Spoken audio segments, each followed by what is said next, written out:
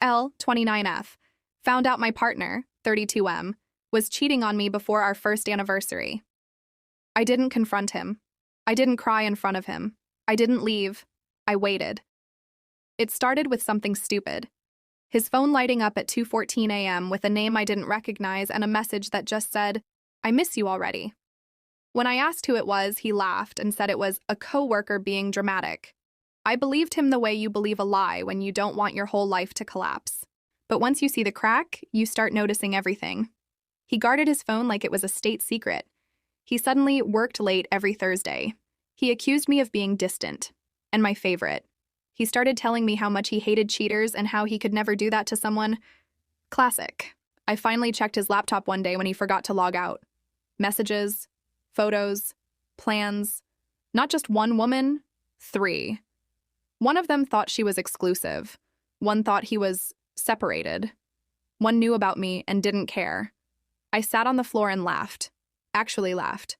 Because confronting him would have given him the satisfaction of tears, excuses, and apologies he didn't deserve. So I stayed, and I watched.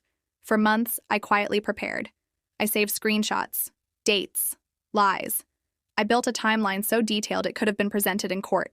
I stopped doing his laundry, stopped reminding him of birthdays, stopped being his emotional support animal. He didn't notice. He was too busy feeling clever. Then came the proposal. Yes. He proposed.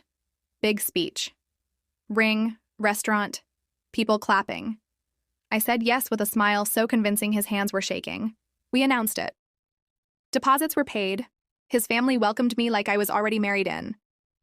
His mother hugged me and said, "Thank you for loving my son the way he deserves." I almost choked. 2 weeks later, I invited everyone, his parents, siblings, friends, and one special guest, over for what he thought was a casual engagement dinner. After dessert, I stood up and said I wanted to share something. I connected my phone to the TV.